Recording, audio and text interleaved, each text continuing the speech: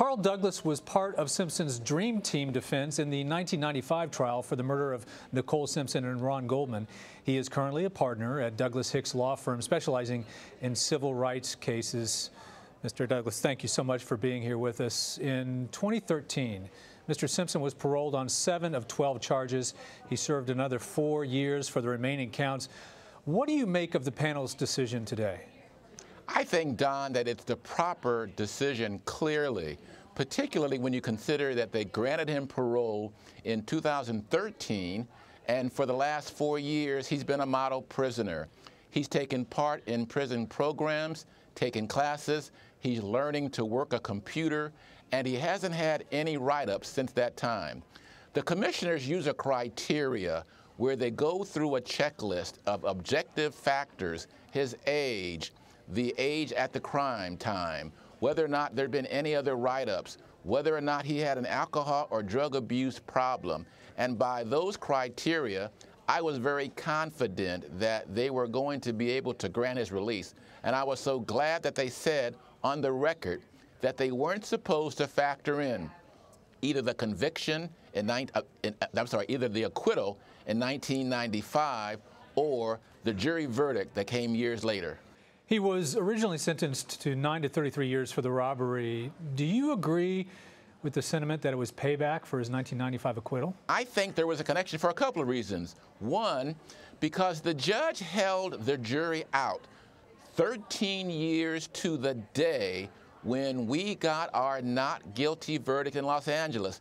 It was a Friday night after 10 o'clock, and I say she wanted to have a verdict that echoed the October 3rd verdict in Los Angeles.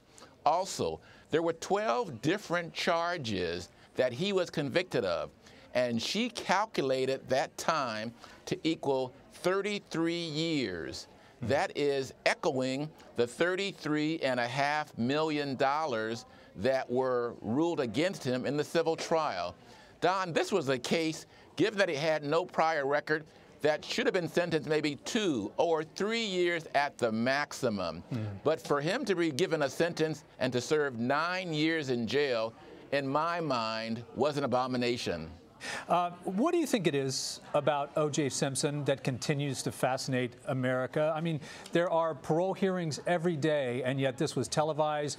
People literally had it as must-see TV. Why do you think we're still so fascinated with O.J. Simpson?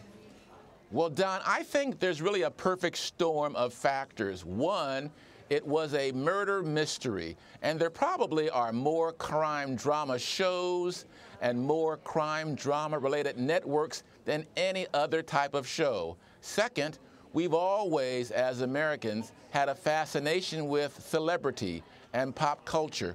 We love to see our celebrities be built up, and then we also love to tear them and watch them be torn down.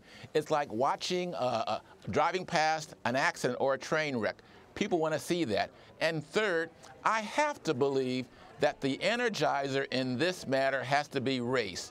That there was an African-American male who was acquitted of killing 2 white people is something that cannot be ignored. I dare say, Don, that if O.J. Simpson, God forbid, had been accused of killing his first wife, I wouldn't be on the air today, nor would you be watching and following his parole hearing. And you've been very assiduous about not saying whether you thought he was actually guilty or not in the murder case. You have said that your job as a lawyer is not to pass judgment on that. But in following what you just said, I'm curious, if you think Mr. Simpson, if he wasn't wealthy back in 1995, do you think he would be in prison right now serving a life sentence for those murders? You know, that's one of the unspoken aspects of his trial. O.J. Simpson was fortunate that he had the resources and the willingness to spend the money to hire top-notch lawyers, to hire top-notch investigators, and most of all, to hire top-notch expert witnesses. It really speaks to the need to fund public defender agencies across our country, because it's very, very difficult for an individual defendant to match the awesome might of the government. And I dare say, if O.J. Simpson was not wealthy and was not have been able to hire Johnny Cochran, F. Lee Bailey, Alan Dershowitz, or Barry Scheck and Peter Neufeld, he may well have not have been able to marshal the resources with a Michael Baden and Henry Lee, who were able to painstakingly go over the evidence and to demonstrate reasons why we felt the government had failed to prove their case beyond a reasonable doubt. Remember, it wasn't a question of guilt versus innocence, but rather whether the people were able to sustain their burden of proving him guilty beyond a reasonable doubt. Well, there's an indictment of the U.S. justice system right there. Carl Douglas, thank you so much for joining us. Forever remembered as part of the trial of the century. Don, thanks for having me on.